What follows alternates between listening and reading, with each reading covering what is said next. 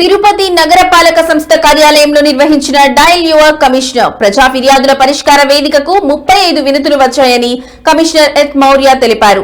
నగరపాలక సంస్థ కార్యాలయంలో డయల్ యువర్ కమిషనర్ ప్రజా ఫిర్యాదుల పరిష్కార వేదిక కార్యక్రమం నిర్వహించారు. ఫోన్ ద్వారా ముగ్గురు తమ సమస్యలు తెలుపగా 32 మంది నేరుగా వచ్చి వినతులు సమర్పించారు. కాగా తమ వార్డులో సమస్యలు పరిష్కరించాలని కార్పొరేటర్ అనిల్ కుమార్ కోరారు.